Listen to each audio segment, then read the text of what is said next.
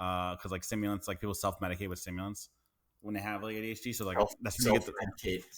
yeah. So like they give you like that's when you start doing like the Mountain Dew addict, fucking like spaz kid, or like the dude who just fucking drinks espresso all day. And I'm like, oh, that explains why I drink like 12 cups of espresso in a day. I told you it happened at my university too, right? With like people would use there were a lot of the physics kids who would use meth because they would have either they would have an Adderall prescription and decide they didn't want to pay the copay, so they would go and they would buy like a gram of meth or like an eighth of meth on the darknet, and they would just weigh it out and take like 15 milligrams of meth a day or something, or like some like extreme, like they would basically dose microdose. Yeah, they were.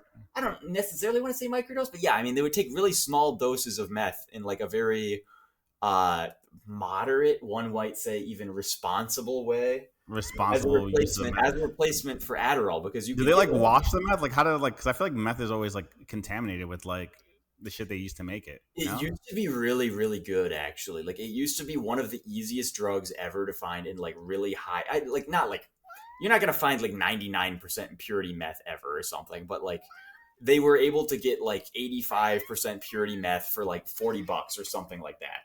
Which interesting. Yeah, like that's but since I don't know enough.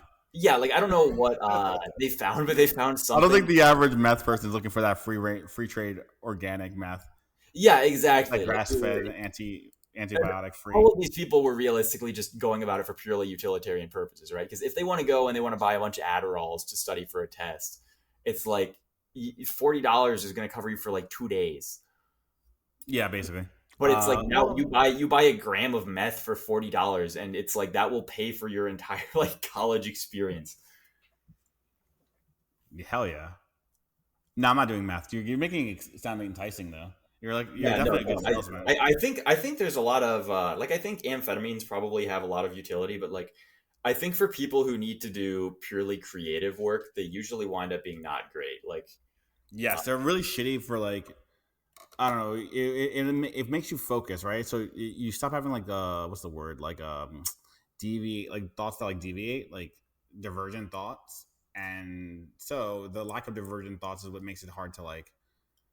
I don't know. Like creativity is like the is like exhaling. It's not inhaling, if that makes sense. And I feel like Adderall is like it's like constant inhale. Yeah, a constant tense. I mean that makes sense even from the perspective of like the tensing up. Like I don't know, I'm pretty intimately familiar with like the feeling on my brain if I ever, and it's been, I don't know, like I haven't really used any of this shit in like 7 or 8 years or whatever, but I stopped using it because basically like it outlasted its utility. Like I needed to grind out some, like let's say, I didn't do anything for a class for maybe the first 90% of the semester, and now I need to finish like all of the work in the last like week or something like that, right? So then I would start taking amphetamines and studying and doing whatever. But there's like a very specific headspace where it gets you into, where it's like almost like a total like humorlessness. Yeah, so you're just very like not even focused. It's just like not driven. It's just like fixated. It feels like metallic and like machine-like and shit. Like I don't like. Even like smiling starts to feel unnatural, and like laughing would get forced and stuff. It's just generally like an unpleasant experience for me. My company actually, if people if they need to find like a really wacky out of the box solution to something, like they have a problem that's been like stumping the whole department for a long time, they'll start asking people on the team who are on their meds to be like, hey, like do you want to take some days off for this and start doing some brainstorming sessions? Apparently this is like a fairly common practice in industry, telling people to just like, hey, chill out, like we don't necessarily need you grinding pure performance work here. We really need to figure out something that is going to let us get over this hump. It was so interesting because I'm really good at the latter shit. Like I can like, I love that Bill Gates quote, and this is definitely cope, and I fucking hate him, but this is a great quote. It's like you give the hardest problem to like the laziest person, so they can find the easiest way to do it. Yeah. And it's fucking so true. You give me, I'll find a way to get it done, and It won't look like I am. I'll just fucking like, marinate on the idea, and then like, oh, I found a way. I can figure it out. I got it. This is how we'll do it easiest. Yeah, no, the really weird out of the box stuff has always been one of my bigger strong points with stuff, but like I think this inherently comes with like a dislike of super fine focus on things, which makes that a sort of weakness. Like when it comes down to like focusing on like the finer details of shit, I just like I can do it, I can force myself to do it. It just sucks and I hate it. And I'm sitting there being like, this is uncomfortable. Yeah. I fucking just hate having to focus on shit. It's just unfortunately not my. It's not my job. That's it. There's everyone has different roles in the tribe, and fucking grinding some shit out is just not. That's not for me. My job is to like, I don't know, come up with creative solutions and connect people. I'm an arbitrator. I have definitely over the last year or so figured out a lot of better ways to like create systems that force myself to do this sort of grindy thing without noticing it. That's another one of the like I don't know, like organization as a trait is another one of those things that I used to think was just like something that was either inherent, like you had it or you didn't have it. And I'm starting to realize that organization in literally all cases is just another skill that you have to either train or not train. And all of the people who I thought, oh, you're just naturally really organized, they're usually just shoring up some other problem that they had that was getting like really out of hand due to like their poor organization or something like that, or they're just like a neurotic type A personality who they have to organize or else they're overwhelmed with cortisol and like lactic acid. That's the one that I see more often is like you have to organize everything, otherwise the stress gets so high that you like spiral. I see that a lot. I was the former when I started to make systems to like keep my life in order, especially when I was a teacher, because like it just would overwhelm me really quickly. Like, because like you have to keep track of a lot of shit. The part that no one remembers about being a teacher is that you have to keep track of like a lot of like individual papers, right? If you're a school teacher, you know what I mean? Like, and like, you know how easy it is for me to lose like a fucking like random paper, and that is like the worst. Like, there's everything about being a teacher is just a bad job. It's like giving me PTSD. You have to keep track of like files, and like kids don't like ever send things in. Like they'll break your system every single time, right? You have a system that you know will work. I'm just thinking back to all the times like my classic thing of the teacher being like, Lucas, this is the 7th time this week I'm asking you to please put your name on your paper. Yeah, right, exactly. You have papers that just have no name, or like kids will like submit something, like we'll just like give you something like randomly in the hallway that's like and you're like, what the fuck do I do with this? You know what I mean? And it's my job to make sure it all works out. It gives you like a picture that he's colored for like 5th period art or something.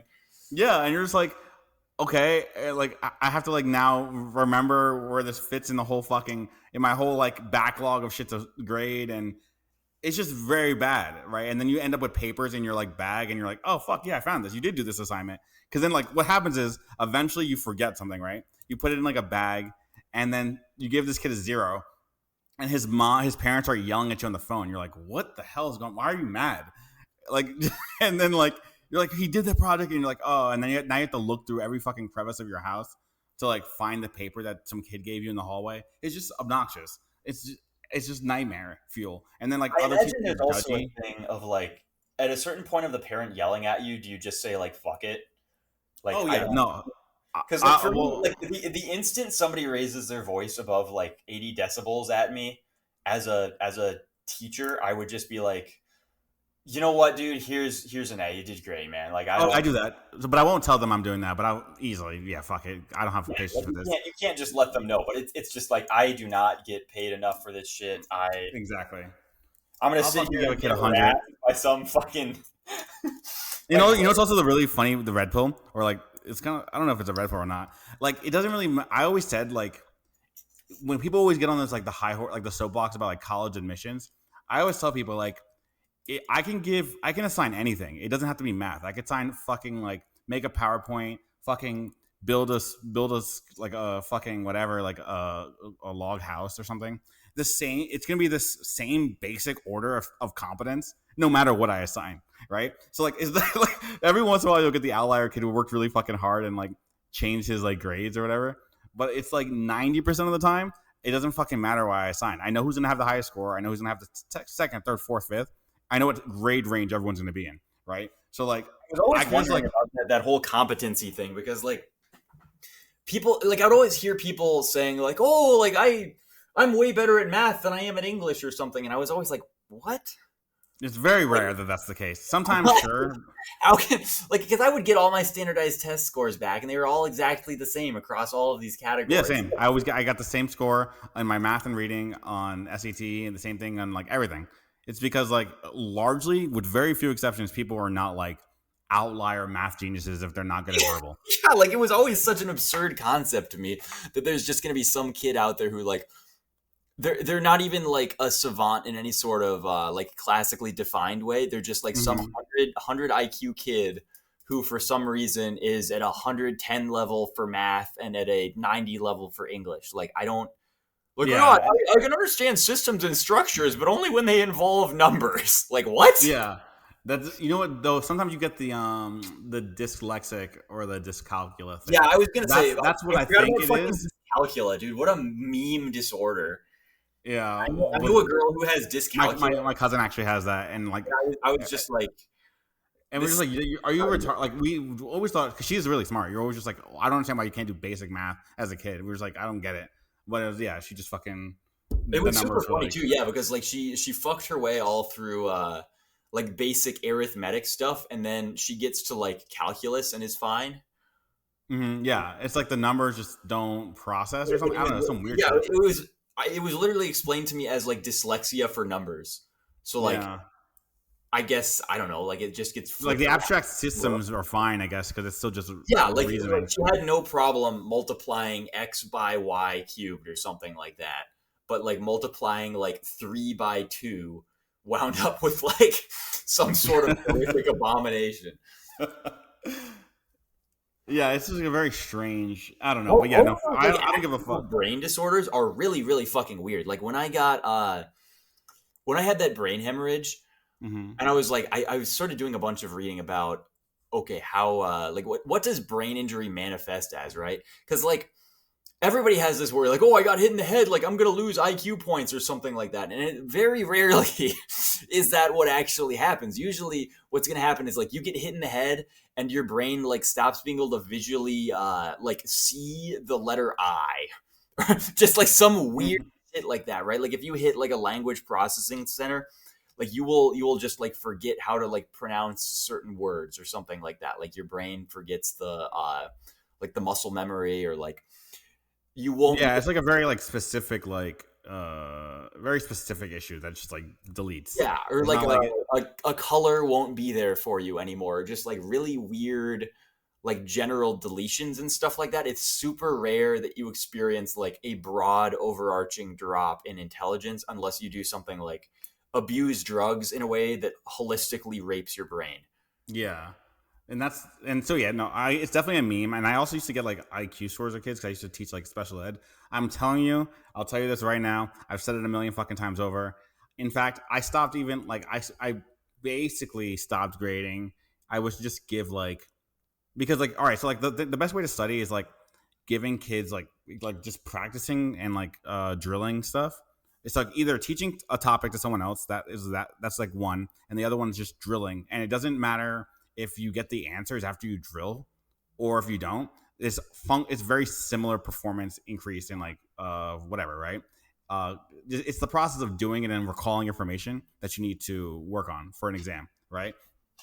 So eventually, I just stopped fucking like bothering with grading because I'm like, I started grading kind of completion, kind of whatever, because all I needed for my metrics so that my job worked and so that they looked good and so the kids looked good and like got to the next grade, they just need to be able to perform well on standardized tests, right? So they just need good recall. All right, so fuck it. We're just gonna drill shit. I'm gonna give you hard problems. I'm gonna give you like state test level problems, and I'm gonna give you like state, and I'm gonna make it like slightly harder where like you have to use like verbal reasoning to figure out the problem, and then you do the state level problem. Right? I'm just gonna make you drill that every goddamn day, and make it fun while you do it. And then, and in the meantime, I'm gonna make all the grades up for homework and shit because I know who did it, basically who's gonna do what. And then at the end of the day, everyone's like, "Wow, all your kids passed." Okay, so No. And it's like, it's like, yeah, because I just fucking optimized the situation here. I feel like elementary school is like probably one of the best places to elementary, maybe high school. I don't know, like, but basically anywhere where you get to the point where like you hit like IQ crystallization around like 22, 25, or whatever the meme is. Yeah. Uh, and like up till then, it's like you can accelerate the rate that people approach their ceiling by doing certain things or giving them certain techniques, but like you don't really get to like break the ceiling.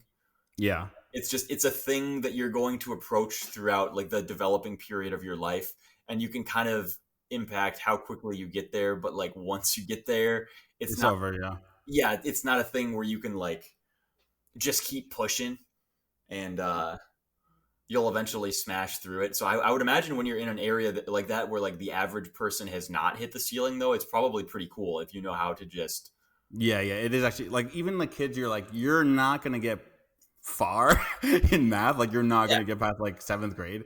Like because there's some kids you're just like you can tell you're sorry you're dumb. yeah like you cannot mentally simulate the things that we need to do here, and it's just never going to happen.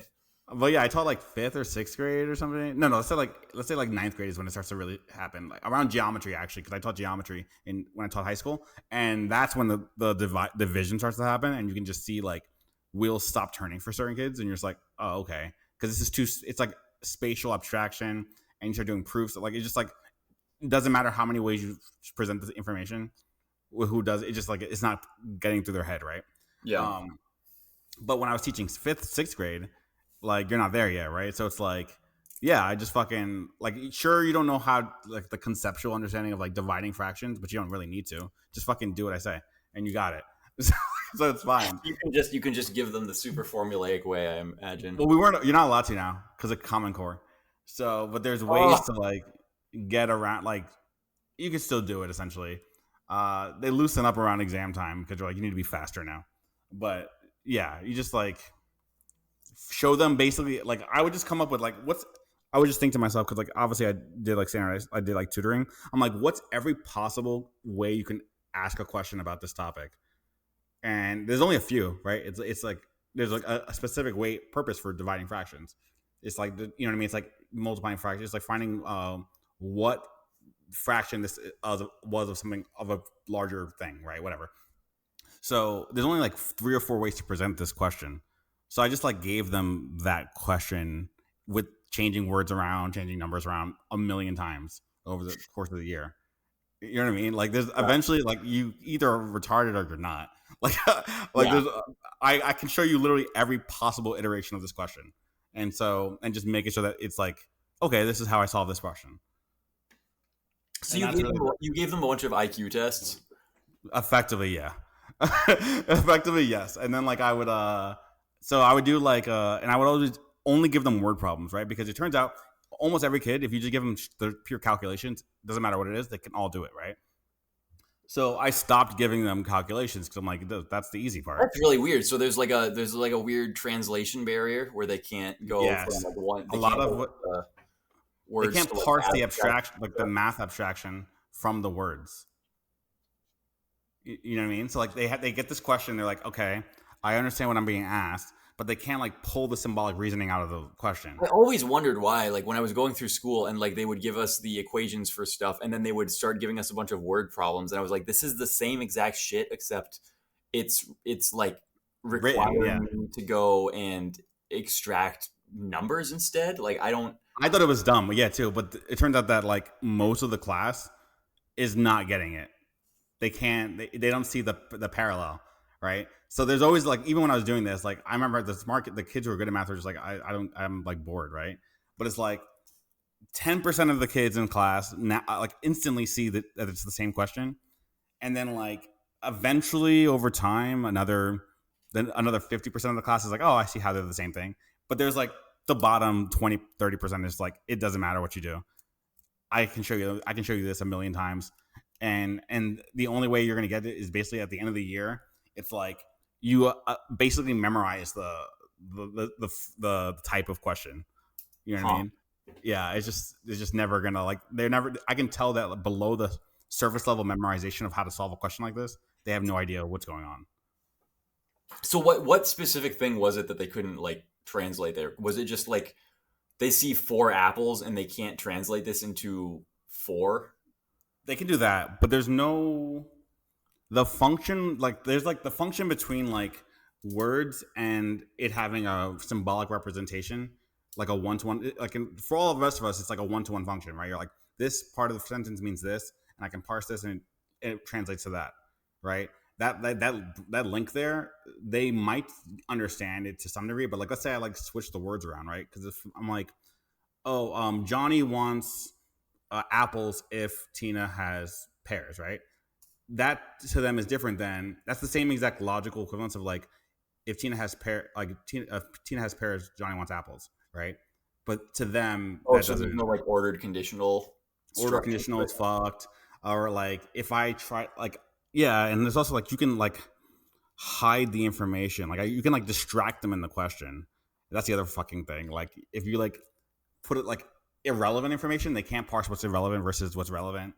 Like that's I always want like you read the question where it's like Johnny has 4 pears and 3 apples, and Tina has 2 apples. Together, how many apples do they have? And I would be like, why are you telling me about the pears? yeah, exactly. It's because like kids cannot parse the difference there. Like, what does it matter, right? You would think this stuff is obvious, but like for a certain IQ range, it's just it's like actually impossible. Funny enough, it's not like The 4chan post, the 4chan screenshot. yeah, he's not wrong about that. Everyone gives him a lot of shit, that. especially like libs and fucking bleeding hearts. They give you shit, but I'm like, I taught kids that are like below 100 IQ. He is not wrong. They do not understand. I taught a few kids who were like below like a 90 IQ ish range or below her, and like it does not fucking matter how much time I spent with them. It was not processing, and it's this. He's like describing it a little bit incorrectly. It's not so much conditionals because they can do conditional. It's like the thing I'm saying now, where it's like they can't parse and make that like that functional relationship between symbolic language and written language. And this becomes really difficult when you get to like high school, right? Because it's like even the questions I'm saying now are like you can kind of flub it, right? You memorize this or that. You go, this is a division problem. You get a few wrong, you can still get to the next grade, right? Yeah. But when you start to get to like, there's 2 trains traveling at like different miles an hour. Like when are they going to meet? What's that? You know what I mean? Like it gets fucking very complicated, and it's impossible for them. And even that's like a basic algebra problem, right? But like, Yeah. And some of them might be able to do the symbolic, but they're not parsing it out of the question. It's just not happening. And like, here's how you know. Like, for example, like if I did the train problem and I changed it from trains to like rabbits running in the forest, right? They have no idea it's the same question. Really? So yeah. Like it's like they have to learn like the specific format involved in the question every time. Essentially, like, well, for the thing is like the difference between like a train and like a motorcycle is obvious, but they have to do a one to like a syllogism, right? What's the difference between like even it's not a train, it's a rabbit now. Now it's an animal. It's not a vehicle anymore. You know what I mean? It's like a different concept of an object. Is that mediated by like the individual kids' brains at all? Like, are there kids who are like smart enough to understand that like a rabbit and a hawk are like equivalent, but they don't understand that like a rabbit and a like a polar bear or something? Or like no, the animal category is probably easy, right? And again, like vehicle category is easy. But if I like the structure of the question is identical to you and me. But to a lot of kids, like if I like, I don't know if I did like, oh, even it's even better, right? If I was like, oh, you're injecting liquid into a tube, right? And now it's liquid traveling instead of planes traveling. Yeah. Now it's such a foreign concept. They're lost. It's gone, and there's no comparing it in their head because it's just the syllogism's too difficult. Because I had a lot of experience with people from ages like 16 to 25. People of a pretty wide variety getting IQ tested, and like it was like we all talked, we all knew like what everyone's thing was, and it wasn't really an environment in which you can like actually lie.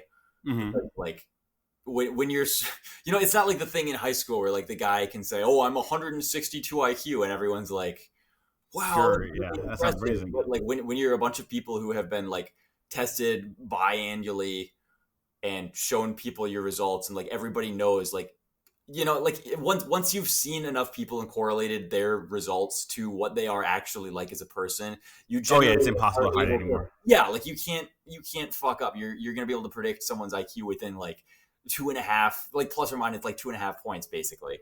Yeah, And yeah. It's basically, it's like, especially once I've seen enough, like when I was teaching, now I can do it easy with adults too, because you're like, oh, you're that kid. I see. This is what you look like as an adult. yeah, it's the same sort of thing. And like there are certain things that like I don't know, like this was one of the things that I wanted to do with Asparagus. We were going to release a PDF on how to properly fraud your IQ online, because everybody falls for the same shit. Everybody does the same lies. Like if there's like a trinomial distribution basically of the lies that people tell when they're frauding. And they Mm-hmm. say like the most common one for people doing their outrageous lie for whatever reason is 162. I think like Really? yeah, Why would yeah. you go so fucking high? I think they literally like don't have an like, you know, if you've never talked to somebody who's actually like above like 150 It's and just an like abstract concept. verifiably so, you don't understand how like ludicrous it is for you to fraud something like that. So like there's a Yeah, if lot you've of never met like a math professor who's like legit like 168, you have no idea how smart. Like these people are fucking retarded smart. It's like there's like they have, it's hard like the standard deviation difference, like it's like 2. You start to like, if you're like above 2, kind of just like you can't really communicate anymore, yeah, and right? there's And also like like a very big sense of just like egoism with the whole thing, not necessarily in that they want to believe that their number is really high, but in that they if they see themselves as smart, then they believe that people who have different opinions or who don't like them are dumb. yes, It's really really difficult for people to get over that one. So you wind up with just like a bunch of really shitty guesses of other people, or they'll find someone who actually is like substantially like someone who's like 2 standard deviations smarter than them, and getting to the point where like communication across the two is like kind of dubious, and they will interpret this as like retardation as yeah. opposed to This is like seeing it's like when you would see Charlie argue with Mia argue with people, and I'm like, you just get fucking mocked. You have no idea what you're doing. Uh, but the I feel like with a lot, I see a lot of 142s, 145s. People say that a lot, yep. and Yeah, that's another people. one that like, if you never met someone with like a 140 something, like it's really hard to fake that. It's like that's like a very like they Especially when stand out. a lot of They these stand out in a people, room. right? A lot of these people have a very low ability to, you know, like creatively synthesize anything on the fly, and it's just like, what exactly do you think IQ is? Like, what, Mm-hmm. what are you? I don't know. And you never like say anything. Obviously, like you just sit there passively and Let wow, them, yeah. like, that's so impressive. You're so smart or something. But like, uh, so I was in this. Well, I don't know if I should even tell this story because I'm pretty sure this person is still. Spicy. There's basically a running gag of all of us pretending to. This girl, obviously like 115 ish, consistently pretends to be like 160, tells everyone, and we all just go along with it because like it's humorous. Like she tells these super ridiculous lies when you Mm-hmm. start like encouraging her, and just goes off on these like really ridiculous tangents, and it's just Oh, I fun. know what you're talking about now. Yeah, Yeah. There's there's just funny stuff yeah. that can happen as a product of all this. But people This is the 127, 162, stuff like that. this is when you kick people out. It's like in chess when there's like when you kick someone out of theory by like doing something like erratic, right? Like I Yeah. feel like a lot of people were like they have like the memorized. It's like if you talk to Compot, this is when I fucking like if you talk to like Compot, not so much Logo is smarter than Compot, but like if you like get Compot, like if you catch him in the lie and we're like I have beef with Compot, so I'm slandering him publicly. Fuck that dude. Anyway, you would like if as long as he's within like the recitation of like information, then he's like seems intelligent, right? Because he's like a librarian for Right. books, It's right? essentially regurgitation of like little scripts. Yes, exactly. But if you like force him out of that, out of the theory, the recitation, now he's like forced to synthesize, like come up with like new ways to model the information. Like it's not gonna happen. It's like he's back to zero, right? And that's how you And know if someone's a midwit his or not. thing that I've seen him doing lately has been like desperately brute forcing it back into the existing frame of like the discussion. or like that's not relevant or whatever, just like not addressing on the frame. And I honestly don't know if people do this intentionally or not. Like it might. Yeah, I think it's like they're just like in deep waters, and they're like trying to, you know what I mean? Like it's like they gotta return to safe water. Because I think it's very unusual for like sophistry to be intentional, right? Like a lot of the stuff that I do on Twitter is like 100% intentional sophistry, but it's also like obviously intentional sophistry. Like there's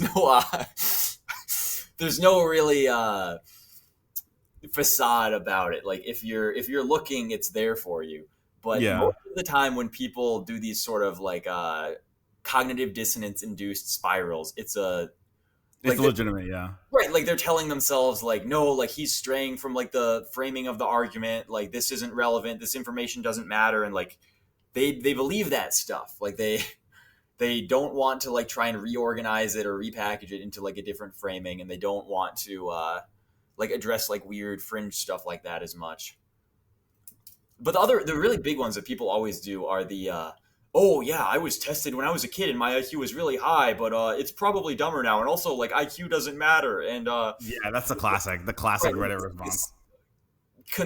yeah, like the exact same script that all of them do at the same time, and it's like it's funny because you realize that there's no central source that all of these people went to like get that script from, right? This is something that every one of their brains uniquely synthesized when they were thinking, what can I say that's going to make me seem like I'm valid in my attempted disproportion of this system, but also that I don't believe it because that I don't believe in IQ as a system because it's bad and mean and stuff, and it ranks people, which is evil. It's like it's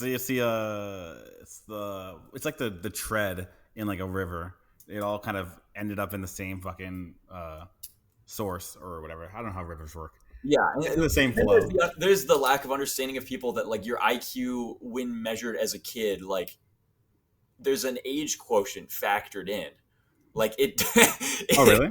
Yeah. I guess that makes sense. Yeah, they would know about that. It changes quite a lot when you age. Does it mean it goes up or like goes down? Or It or can they just go. know It can go either way, really. But it's not like the IQ tests that are administered to kids are not ones that you typically give to adults. That's fair. Yeah, that makes sense. I feel like I've always got the same fucking score. So whether it's an online test, whether it's a proctored test, like when you look at like SAT score correlation to IQ, if you look at the average score IQs for like my major, it's like the same fucking number. So I'm like, all right, I guess this is right. I don't know. Yeah, I've had a ton of psychometrics done, particularly for like, you know how if you have a parent who like actually wants to get you tested for ADHD, they send you in for like a 6-hour psychometric battery, and you have to do this like fairly consistently. Yeah. So I did a lot of that on top of some other stuff for some weird school program. But basically, like general intelligence has always been pretty much the same across all of them. But when it comes to stuff like auditory retention, I had really, really bad auditory retention early on, and it was like super, super outlier bad. And then as I got older, it gradually coped its way up to approach general intelligence. And it's still like, if you give me, this is sort of my equivalent of like being retarded at, the problem where you give the kid direct numbers versus you explain the numbers to him in terms of apples. Like if you give me a problem in like words written on a sheet of paper or something, I will do substantially better at it than I will if you give it to me verbally. Yeah. But it's not as big of a difference. And this is part of the way that they diagnose ADHD, basically, is they look at like how is your ability to deal with verbal auditory information compared to your general intelligence.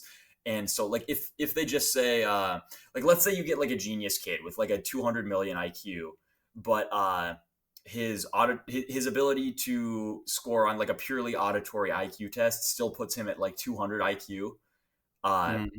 People would say, oh well, like he doesn't have ADHD. His intelligence through auditory means is like really, really high, but he's actually totally retarded because he's like a million standard deviations below his general intelligence, and that's what they look at for the diagnosis, is whether there's a difference between the two. Oh yeah, that makes perfect sense. They definitely didn't do that for me because my parents didn't believe in ADHD at the time. My brother got it though. My brother got the full psychometric. But I wish they did because fucking I would have got It's fun, dude. the I like crank that. earlier. Like I would have got the crank way earlier. all of that stuff is very fun. I just dropped a fucking clip. I was stimming on my butterfly clip. Butterfly clip. Yeah, like those butterfly binder clips. Oh, Yeah, I like keep them and like stim them like a fucking like those grip strength things. It's not. I don't use it. It's obviously not grip strength, but I like play with it between fingers, and sometimes they fly across the room.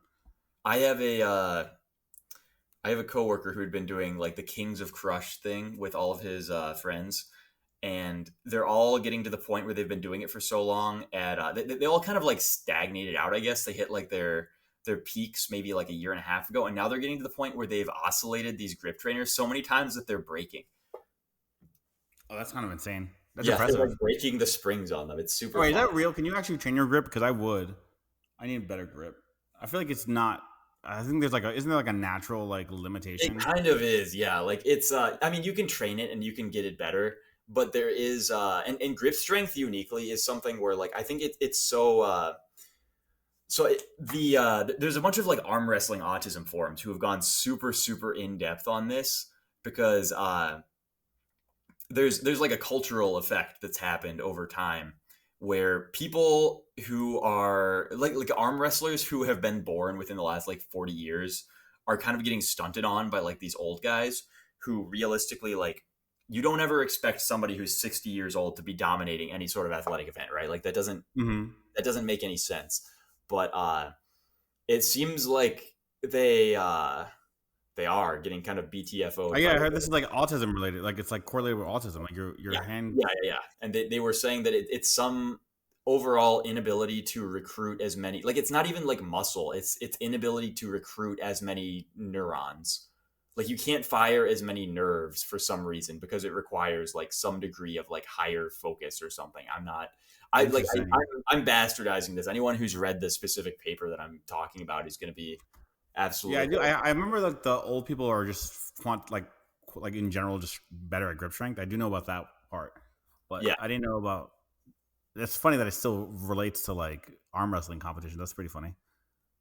The Like arm it's just wrestling like is really funny how they all have like a bunch of trainers and stuff and just the training regiments. Like anytime you think of like a highly specialized training regiment for that, right, it gets kind of comical because the goal is not any sort of like holistically observable aesthetic end result. It's like something really strange that nobody gives a shit about like looks wise, and it's purely like it's like the ultimate niche form of powerlifting.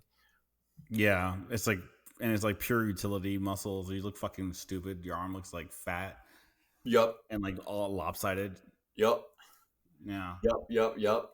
And then it's like what pragmatically is the point of being able to exert 7 billion pounds of grip strength if you cannot carry 7 billion pounds, right? You know, like it's sort of like a Good point, actually. weakest link in the chain type thing that gets going.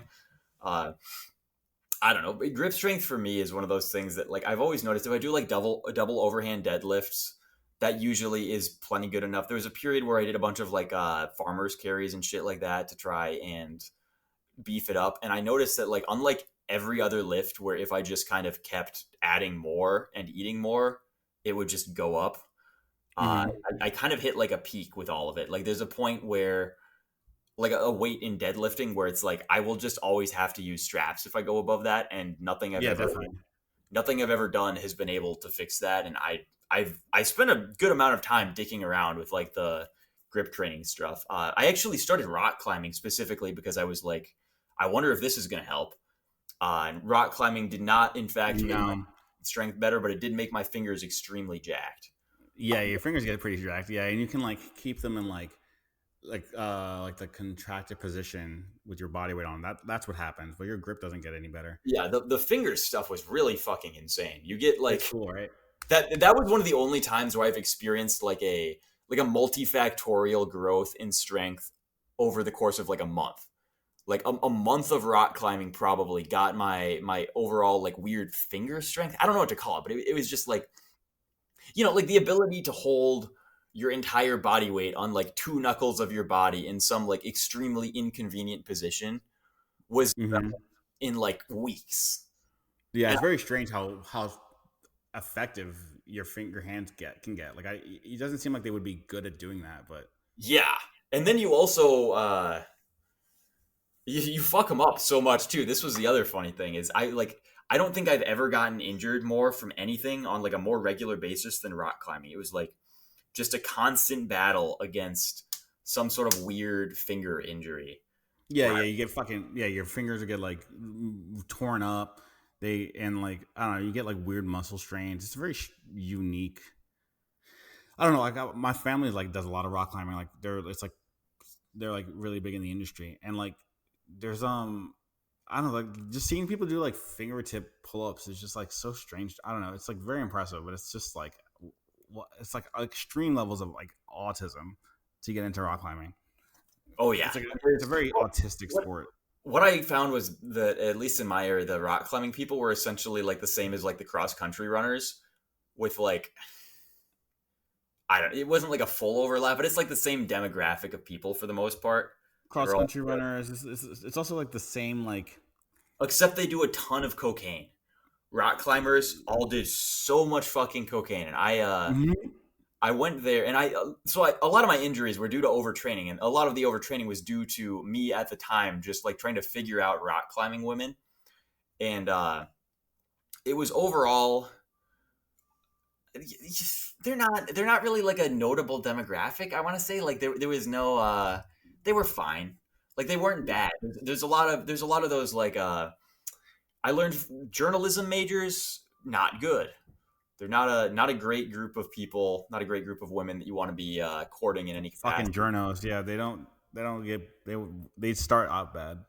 The Yeah, journos. bio majors probably towards the high end. Yeah, bio art history was my favorite. I I don't know like if the I had crazy any art bitches though. history. I was into art history girls, I liked a lot of the design girls. anthropology, Design girls I thought design. Love were design girls. good. Yeah. Design girls were all these sort of like nest generating beings. You would go and you would release them into an environment, and like they would have some sort of just terraforming effect on everything. They would go around Hmm. and start rearranging it and creating feng shui and stuff like that. It was Yes. very Design girls are brilliant. great.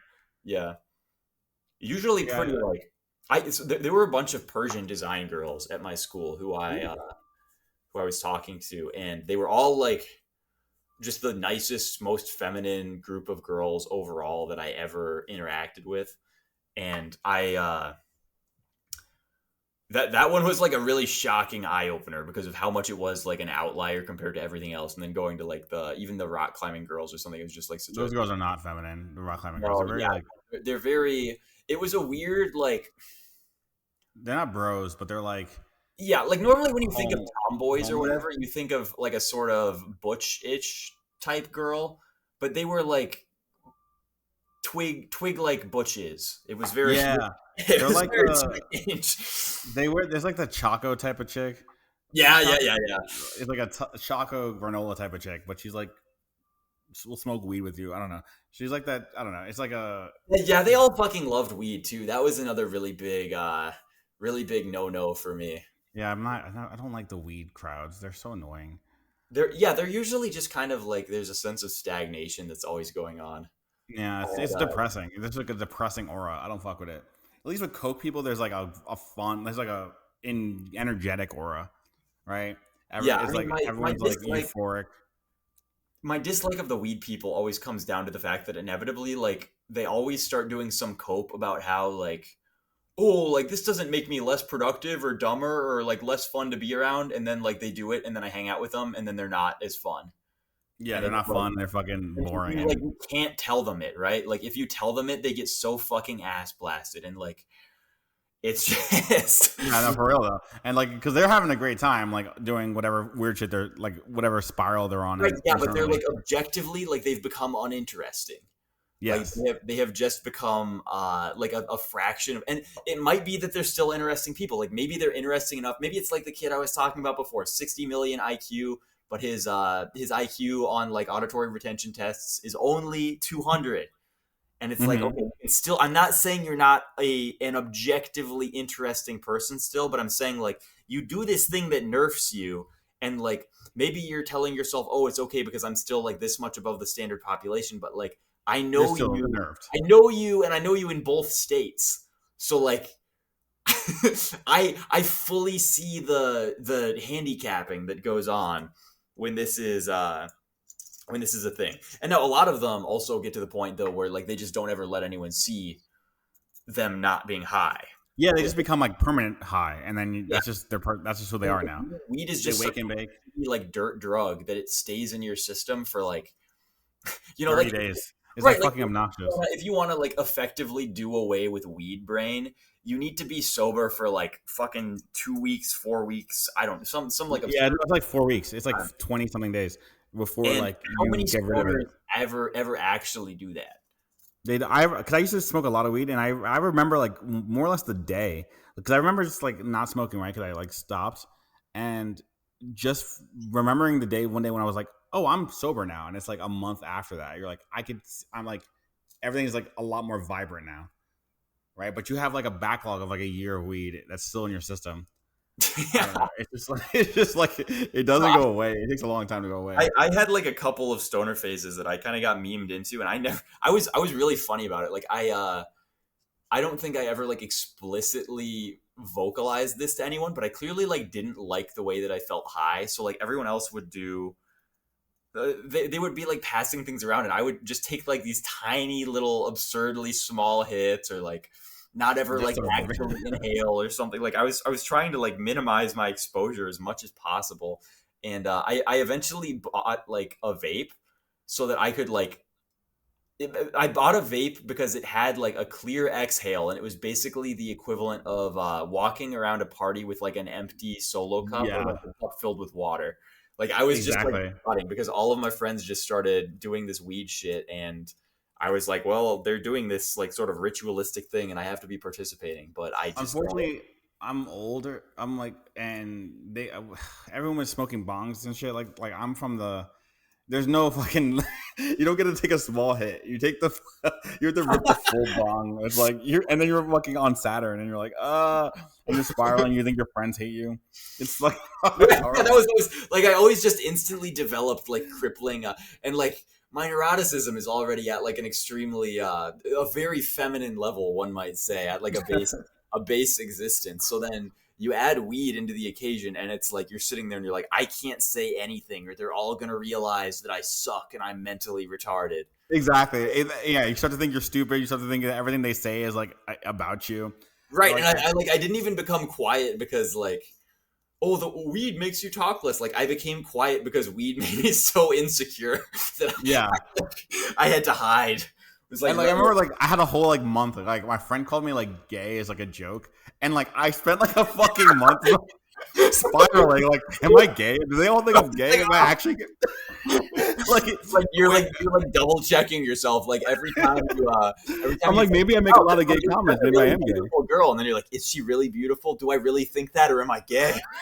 Am I coping? Am I picking masculine women? Like I spent like a month fucking spiraling about this.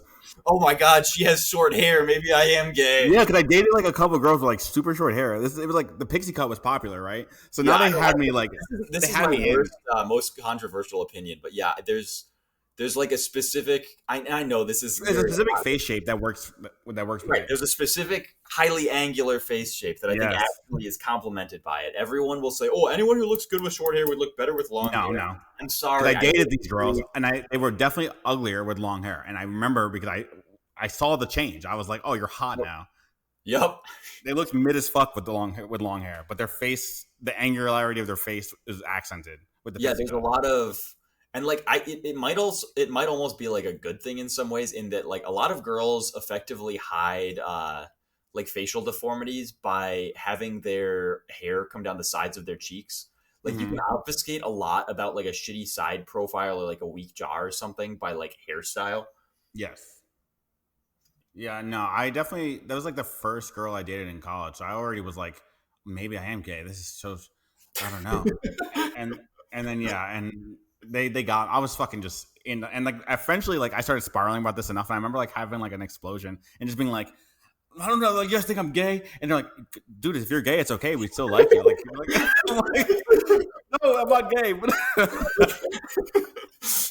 I love when you get to witness people like you haven't really maybe been noticing their behavior over the last like month be any different, but then like all of a sudden they have like an emotional outburst that causes you to realize that they've been like ruminating on some like offhanded remark you made for the last dude, that's it's been like playing through their head like repeatedly over and over again.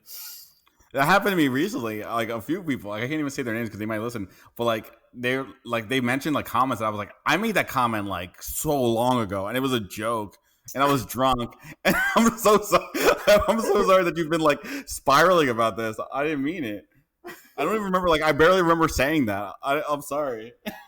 I like a nice thing that I've noticed as a trend is like a lot of the stuff that like horribly embarrassed me as a kid is now stuff that I'm starting to notice like a bunch of other people randomly doing. Like this the stuff that like me getting high, thinking all of my friends hated me, going up and telling all of them, listen guys, like I've got to go to the bathroom, and then just going home, like just running away from the classic. I've done that. So I just tell people that now. I'm like, if I smoke weed, I don't care, one hit or otherwise, I'm going home. Like that's the end of this night. It might not be immediately, but within 30 minutes, by the time I get high, I realize that I'm in enough of a handicapped state compared to my baseline that like I don't want anyone to have this impression of me. Yeah, it's like I'm gonna freak out and go home. So if you want the night to end, I'll take the hit if that's important to you. But the night's over. I don't even do it because like for me, I don't do it anymore now. It's a guarantee, and it'll maybe be like once every year. I let somebody meme me into it, and this probably hasn't happened for like 18 months at this point, so maybe I've broken the cycle. But I would always be like, oh, maybe I'm just wrong. Maybe I'm just like a boomer FUD. Maybe I just need to try a sativa. Like, yeah, whatever. No, this is the same shit. They tell you, oh, you don't dislike weed. You just haven't found your strain yet. So like every now and then I would try. You get fucking convinced. Right. I'd be like, you're indica. You're not going to stop. And then I try it, and then like exactly the fucking same thing happens every single time. And then it's not just that day of being an idiot; it's the whole next day. I'm like sleepy and just like kind of off the ball. Like I'm spending the whole time in like a generally like lower state of existence. Yeah, I've fallen after quitting. Like I've maybe fallen for it like let's say in like the 10 years, like 6 or 7 times. But like I haven't done it since like 2019. And I'm not like, it's just like, no, I'm not falling for this meme. I've learned my lesson. It just sucks. I just don't like it. Sorry. The best experience that I had getting tricked back into it was somebody convinced me to try just like, I don't know, like 100 milligrams of some sort of like edible thing. Mm-hmm. And I did. And I just like fell asleep after like 90 minutes. And that was like, I almost feel like I could see, this is the thing. I start to feel like maybe I could do an edible. And then you have like this mental, you're like, I think I can handle it. And then no, you can't. It's the same thing. I think I smoked like one hit of a joint in like in my own apartment with like my uncle. He was like, "Oh, you went to college, blah blah blah. You can handle it." I'm like, "All right, fine, uncle. This is like a bonding experience." And like within like 5 minutes, I'm fucking like spiraling. I'm like, "Oh my god, my little brother's here." I'm like, "Bro," I was like, "I'm so sorry. I didn't mean to smoke it." Okay, spiraling. My brother's like, "Are you good?" Like, it's just weed. Calm the fuck down. That's the funniest thing to me, though, is like, after having done like a bunch of the weird shit, it's so much worse. Right. Yeah. Like, so many other drugs. It's so much harder to deal with. Literally every other single drug, like, at least has an upside, right? Like, there's a reason that people get addicted to heroin. It's not just like, I legitimately do not understand why people get addicted to weed, barring like ease of access and the fact that like it doesn't really. Like, there's nothing really preventing you from smoking every single day for the rest of your life, right? Like, yes, that's really being an alcoholic is really fucking hard because hangovers exist. Like, and like you can like go to jail, and there's a lot of things that can happen when you drink. Right. Like, there's some sort of like a come down and stuff like that. And like weed has like a come down, but it's not like one that's like super uncomfortable. You just become like even more boring and sleepy. Yes, but like. Yeah, like it makes perfect sense why people do cocaine. It makes perfect sense why people even do LSD. Like a lot of this shit has like, and like I don't know the trip of like it's harder in my opinion, actually, I think a lot of people's opinion, to have a bad trip on LSD than it is to like spiral on weed. From I don't know. I have straight up never seen any, but like it's always been like a meme to me of, oh, watch out for this like psychedelic. You could have a bad trip and like lose your like. I literally have never known anyone who's had a bad trip and like lost their shit. I have known people who I already knew were like extremely mentally unstable individuals, and they did like drugs, and then they had mental breakdowns. But it was like, it was like a person who I expected to have a mental breakdown of their own. Anyway, yeah. Yeah, of their own means. I mean, I had a bad trip, but like you just have the bad trip and then you're done. It's like being on a roller coaster. Like at some point in the roller coaster, like you might feel like scared or like you know what I mean, like your floor is falling out from below like, you. And then you're at the end of the roller coaster. When you say like bad trip, I assume it's like, but everybody makes it out to be this thing that like breaks your brain or something. But I've always assumed that like the worst that could happen is you're like you basically have like a waking nightmare. That's all that really happens. Like you'll be okay. Like, yeah, it just sucks, and like you might be shook a little bit after, like for a few weeks. You're like, and then like the thing that people like with the bad trip, like if I smoke weed, I return to the bad trip like headspace, kind of. I don't know, but I think that's psychological. But like sometimes like you'll do it again, and like you'll remember the bad trip, and like you kind of go in that mental frame of mind. But it's mostly just a nightmare. Like it's like just a waking. It's just like you're having a bad thoughts, and because you're on like a psychedelic, they're like kind of visualizing or like they're more apparent. Like you know what I mean? It's like negative thought. I think this is really funny. This might be like a unique autism where I can't understand this because I'm mostly like a pretty happy guy. Yeah, that's the thing. And the way to get out of a bad trip is like having the switch flip in your head that like you could just start thinking happy thoughts. So like that's like the trick. If anyone does LSD or never and has this problem, like you don't need a trip sitter. Like basically what happens is like you get like too fucked up, and like or you have like a bad like a dark thought, and you kind of start ruminating on it. And like in real life, you have a dark thought, ruminate on it. It might ruin your hour, right? But it's fine, and you go back to your life. But you're on a psychedelic drug and time is dilated, right? So now it's like you're ruminating on this dark thought and it's getting more and more complex in your head. And like you're on, and now it's like visual too.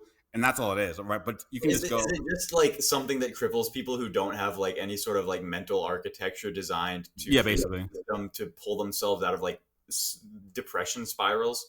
Yes, that's effectively what it is. Yeah, because at some point you go. Like you'll be thinking you'll be in the trip and also drugs are like if you take a lot of LSD it's like hard to keep straight, but like yeah you get to the point where you just go, oh wait, I can just think happy thoughts and like the trip's over and like the bad trip's over, like oh I can just be happy, I can just be positive right now, and then it's all over. Of my things that are like hilarious like subtle mental health negs that I do to myself are like it'll be like, oh my god, like I've been researching bruxism, and I looked at my teeth and I found a flat spot on one of them, and it looks like I've slightly worn through my enamel. And what's the average rate of enamel erosion in a male my oh my god, it appears I measured it with my calipers, and it appears that I've lost 0.5 millimeter more enamel on this tooth. This is why I can't look in the mirror on drugs, because this starts happening. But like all of that stuff is like that's the type of thing that I'm prone to. But like on any sort of like shrooms or LSD, my brain just doesn't engage with like that sort of autism, so it doesn't matter. Shrooms are very friendly. I feel like it's really hard to have a bad trip on shrooms. I just don't understand how it could happen, but maybe that's because I'm positive. And also I do that like outdoors. Like I can understand indoors. I don't know if you go outside. It's just not really like it's cerebral. I mean, it's kind of cerebral, but I just feel like you experience a lot more of the trip in like isolation in the woods or something. Yeah, that's what everyone told me. They were like, "You're an idiot. Like, why would you ever?" If you're around people, like indoors, singly take like a huge dose of this shit to hang out with your girlfriend, mostly indoors. Yeah, you're not gonna feel any of it. Like you outdoors, you like it like makes you like feel one with nature. It's like a very interesting feeling. Like if you do like DMT, you feel like part of the cosmos on like every atom of your body. It's very weird. And then but shrooms are like similar feeling, but like you feel like you're like part of the planet, if that makes sense. Huh. Yeah, I that's if you're outdoors. Like I was in like in Joshua college at Tree. one point I vaped DMT and lay down on the floor and saw like a bunch of wacky shit, Hell yeah. and then everyone was like, "Whoa, dude, what was it like?" And I was like, "It was really gay." You fucking- And they all were like, "What do you mean? Like, do you mean like it was like homosexual?" Like, and then none of them did it. None of them wanted to do it after that. the fucking Deemers, man. Yup. There was like I like DMT was really popular for like 1 year randomly in like when I was in high school.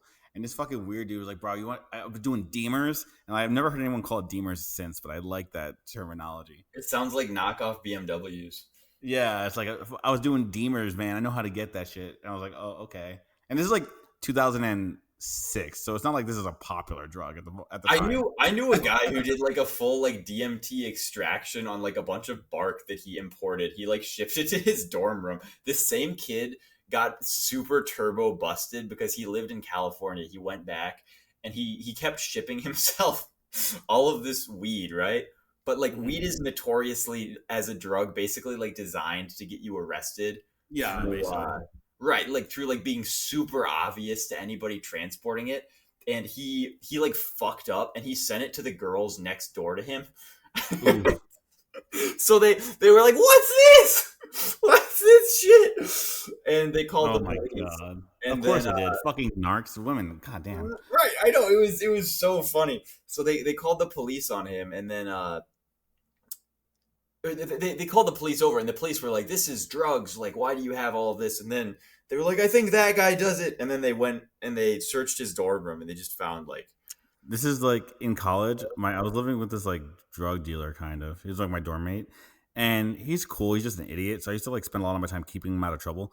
But I remember so like there's a time he like decided to like not just sell petty amounts of weed. He decided to start shipping like weight. And I was like, "Are you retarded? Because like you're kind of an idiot. You're definitely going to prison." But anyway, but now it's legal, so he lucked out because he would 100% get caught with like a pound or two of weed. But I remember he put it in our dorm room, and this is like I'm really stoned. Like I smoked like weed in like from like a gravity bong in my dorm room, like a fucking college student. And then I remember like my mom called the cops because I hadn't like I don't know, like I think I was high and I called her panicking and forgot. So and I was like calling her frantically and then I hung up. So my mom freaks out and calls the cops to my dorm room. Now the cops show up. Now imagine I'm really, really stoned and I'm in a dorm room and the cops like just show up to the room. And now I'm like, and like they knock on my dorm room and I open the door and I'm like, and I'm clearly stoned. There's a fucking pound, and I know there's a pound of weed in the desk. Like, and it's the whole room smells like and, like, and the cops were like, "Oh yeah, your mother called us." Da da da, and they're like, and I remember they took pity on me because they're like, "Oh yeah," because they're like, "Oh, are you okay? Do you want us to come in?" And then I'm like panicking, and the guy was like, "Bro, you don't have to let us in. Like, you could tell us we can't come in." I was like, "Oh, okay, yeah, you can't come in." And he like just took pity on me. the cop is like, "Damn, He's like, "This is so." this guy is just fucked, man. We can't." The so I there was a time in college where I found out that you could buy Xanax raws for like an absurdly low price, and I sold that for maybe like 2 weeks before I just stopped because it like I was selling it to my friends and stuff, and it just made them all so boring, and then they would fall asleep at 7:30 p.m. Like it ruined my social life, so I totally stopped doing any of this shit. And then but I had all of this, right? So I wasn't selling it, but I had it all. But I had like a moral duty to not give it away or sell it to anyone because it ruined all of my friends. So I was like, I have to use this myself. So I Oof. I started gradually like gigadosing the stuff, and there was a time when we went out to like a bowling alley or something, and I had all of like I probably had like half a kilo of Xanax powder in my car, and there was a bunch of cocaine, and I was drunk, and then I get pulled over coming home, and I was like, it's over. Like it is so fucking over, man. Like this is it. This is it. And then the officer is like, "Hey, man, I just wanted to let you know your rear tail light is out." Oh my And I god. was like, "What the?" That's the worst, dude. Oh, the other time that I almost like lost my mind, there was like again drug dealer, right? So he like would sometimes get random drugs that like just like that no one does. Like so, like he found a lot of opium, right? And they like he like so we had like there was like a month where he was just getting opium, and like I can't tell. I think it was opium versus like heroin because I'm pretty sure heroin doesn't smell nice, right? It like because Uh, like yeah, I'm not pretty. It terribly. doesn't smell particularly good, It right? doesn't. It doesn't really. Yeah, it doesn't. Like I don't. Yeah, like if you burn heroin, it doesn't smell nice, right? Because like the It thing depends. with There's like a bunch of different. Like there's like China white, and there's like Afghan brown, and then you have black tar, and there's just yeah, a I just wide but the thing is variety. I wasn't sure like in hindsight if this was actually the case, but he was like, "Oh, this is opium," and like if you when you burnt it, it smelled like poppy, like it smelled like very nice, like an incense basically, but it Huh. would get really high, right? So I was like, okay, I was scared at first. I was like, oh, this is probably just heroin, right? But I think it was actually opium. Like in hindsight, like every time I've described the it's like the sensation and like the smell, everyone's like, I've never done this before. So I remember they were doing drug checks, and I was smoking. We were having this month again because he had a lot of this opium, and we were smoking opium in the dorm because it doesn't smell like anything anyone can recognize. It smells like incense. So we're like making an opium den in our fucking dorm room, and then they do like those like once a semester drug checks with like the dogs, and the dogs aren't trained on. They're trained for like weed and like normal shit, Oh right, and yeah, but they probably. they didn't know what opium. They weren't trained for opium. So we're like having a fucking meltdown because we're like, oh my god, the whole fucking room like in our fucking stupid opium den that we decided to have. But we were fine because again, they had no idea what it smelled like. It smells very nice actually. Uh, but yeah, I was like, oh, we were like, oh, I see why opium den could be a thing, right? Because it's like there's like a nice smell of poppy through the room, and you're like, it's like really chill. It's like a chill, relaxing smell, but it's not overwhelming. Anyway, so like evidently, I don't know, the dogs aren't worried about this. So if You you could spread offer the me a dog drug, firewall by going too hipster with your drugs. exactly right. So we would do like a lot of hipster drugs every once in a while. Opium, we got the Hawaiian bush seeds, morning like the Oh yeah, the mescaline. morning glory shit. Yeah, we did like all the weird drugs. We tripped on everything that you can trip on that isn't What like was anything. that? It was like lysergic acid amide or something Yeah, instead yeah, it's of. the LSA, Yeah. and like it is definitely it feels basically the same. It just takes a lot longer to kick in. I just remember like it took a because you have to go through your like the digestive tract. Yeah, I tried that stuff once and I didn't really have much happen. I don't Yeah, know. we had a I lot was of never a those. huge psychedelic guy. I think honestly, microdosed shrooms are probably like okay if you're like a depressed person or something. Yeah, It that's seems, it probably seems, good. it seems the depressed redditors experience a great mental turnaround with their shroom dosing. But Yeah, I would it say is one so. of those things where like I just don't find like when I was a kid, I don't know if it was different, but it seems like the cost benefit analysis for any of these drugs has just gotten gravely worse every year. Like Yes. I mean, think about alcohol when you were like 17 or something, and it was like this just awesome thing that basically had no downsides, and then the next day you were fine.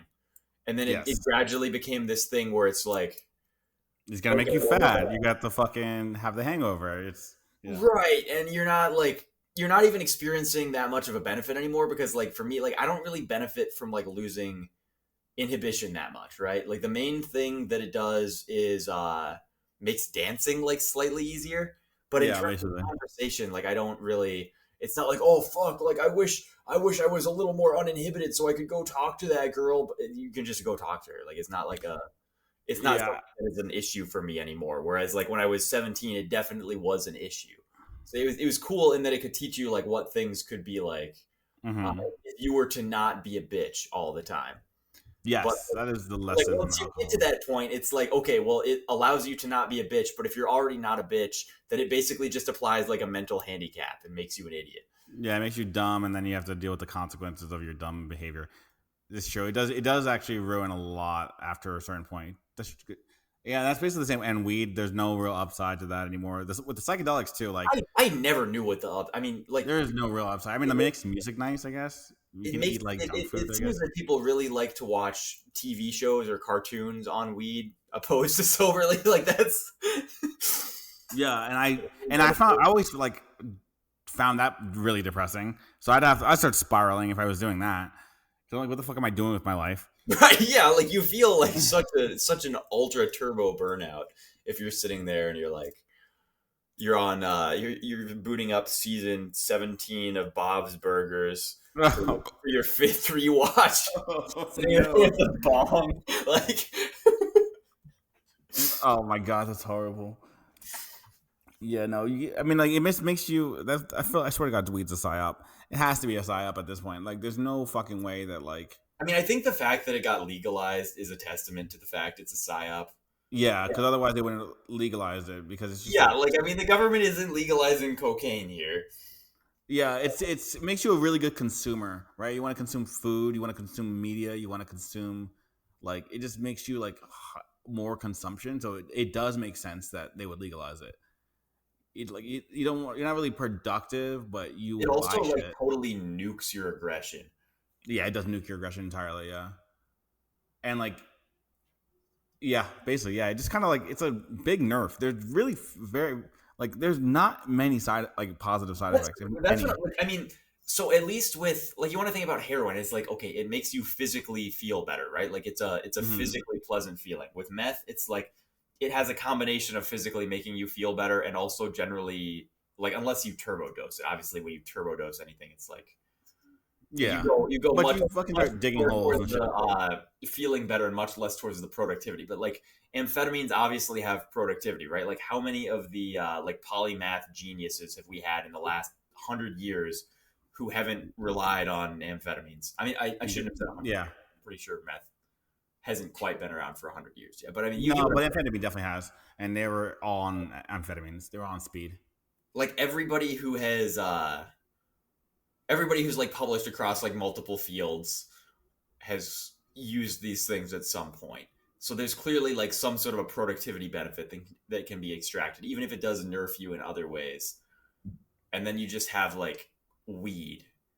And the thing is that people claim it makes you more creative, but it doesn't. It makes you like it Yeah, there's like really been no a study very ever. specific type of creativity that like looks the same. It like makes you like make fucking like Rick and Morty. I don't know. Like it just it makes you make fucking like I don't know. Like this the same shitty art like pseudo trippy artwork. You're like shut up.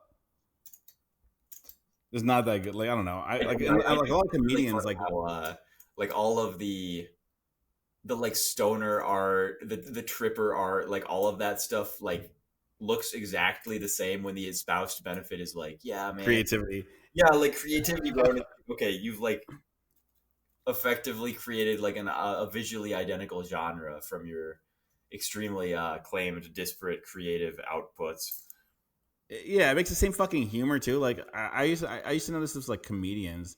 I don't know, like there's like the stoner comedian, and it's like even I don't know. I also like weed has like this weird like like neurosphere parasitic effect of like making people who smoke weed only talk about weed. You know what I mean? Like it's just like leeches on like their brain, and like you're like forced to talk about how much you like it. I don't know. It's like a very strange drug. And I just remember like watching like comedians and stuff. I was super into stand up. I still kind of am, but it sucked recently.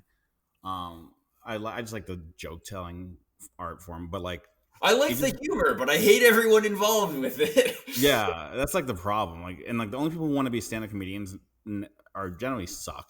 Like that's why they kind of Yeah, like like pay I them. knew a kid in high school actually whose goal was to be funny, and he walked around with a notebook everywhere, writing down like any sort of little inspiration for humor that he eventually did create a genuinely funny like stand up skit, and he was able to become funny on like he had his routines that he could go through that were funny. He figured out comedic timing. He figured that, but it was one of those things where like it was entirely uh unreplicable if he wasn't doing that script. Yes, Like he that's what just a lot of had those no comedians he had are. no natural humor. His natural timing was ass.